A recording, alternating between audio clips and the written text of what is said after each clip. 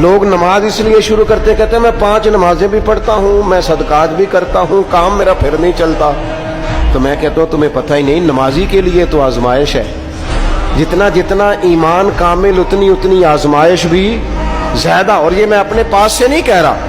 حضرت ابو سعید خدری رضی اللہ تعالیٰ عنہ فرماتے ہیں میں نبی پاک علیہ الصلوۃ والسلام کی خدمت میں حاضر ہوا اور حضور کے دست مبارک کو چومنے کے لیے میں نے اپنے ہاتھ جب آگے کیے تو تپش تھی،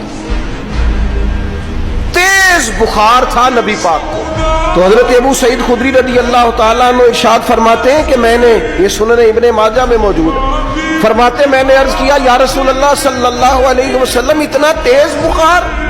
حضور فرمانے لگے ہم پر جو آزمائشیں آتی ہیں نا انبیاء پر، وہ عام لوگوں سے دگنا آتی ہے.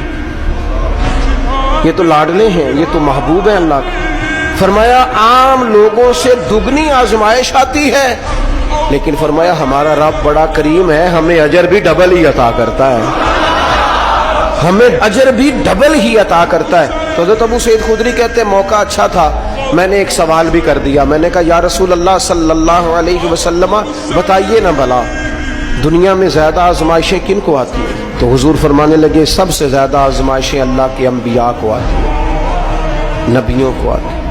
حضور اس کے بعد فرمایا اس کے بعد جو ان کے زیادہ قریب ہوتا ہے اسے آتی ہے. لوگ کیا سمجھیں گے امام حسن کی آزمائش کو؟ لوگ کیسے سمجھیں گے سیدنا امام حسین کی آزمائش کو؟ فرمایا جو ان کے زیادہ قریب ہوتا ہے اسے زیادہ آزمائش آتی ہے. تو حضور کے سب سے قریب تو امام حسن ہے نا، امام حسین ہے نا. تو کیا سمجھتا ہے قربت بس نسبت کے اظہار کا نام ہے؟